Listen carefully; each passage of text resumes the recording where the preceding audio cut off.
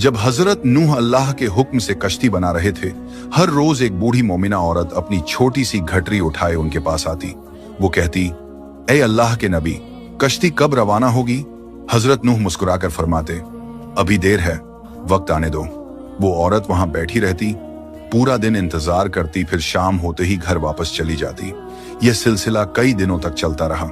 एक दिन हजरत नूह ने उस बूढ़ी औरत से फरमाया, ए बूढ़ी अम्मा, जब जाने का वक्त आएगा तो तुझे बता दिया जाएगा। वो सर झुकाकर चल दी, मगर दिल में यकीन था कि जब कश्ती चलेगी नबी जरूर बुलाएंगे। वक्त गुजरता गया, फिर अल्लाह का अजाब आ गया। जमीन पर तूफान बरपा हो गया, पानी हर तरफ फैल गया और हजरत नूह की कश्ती रवाना हो गई। लेकिन हजरत नूह उस औरत को बुलाना भूल गए। जाहिरी तौर पर ऐसा ही हुआ। तूफान थम गया, समंदर की लहरें रुक गईं।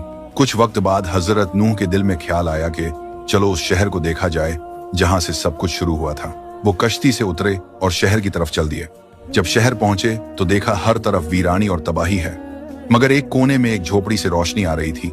एक दिया जल रहा था। हजरत नूह हैरान हुए, इतना बड़ा तूफान आया, सब कुछ डूब गया, लेकिन यह दिया कैसे जल रहा है? उन्होंने जोर से अल्लाहू अकबर कहा। झोपड़ी का पर्दा उठा। वही बूढ़ी औरत घटरी उठाए बाहर आई और मासूमियत से बोली, या नबी अल्लाह, क्या कश्ती अब तैयार है? चलें? हजरत नूह की आंखें हैरत से फैल गईं।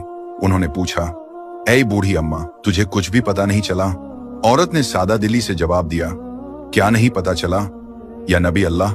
हजरत नूह बोले, इतना बड़ा तूफान आया, दुनिया डूब गई, बारिशें बरसीं, लोगों पर अजाब आया और तुझे कुछ खबर नहीं? वो औरत मुस्कुराकर बोली, या नबी अल्लाह, एक दिन बादल थोड़े गरजे थे और हल्की सी फुहार पड़ी थी, बस। हजरत नूह ने आसमान की तरफ देखकर फरमाया, ए मेरे रब, यह क्या मौजिजा है?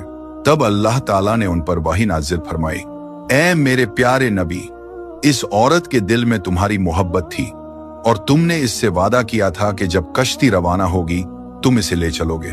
तुम अपना वादा भूल गए, लेकिन मैं रब्बुल आलमीन तुम्हारे वादे का भी जिम्मेदार हूं। मैंने अपने अजाब को इस तक पहुंचने ही नहीं दिया।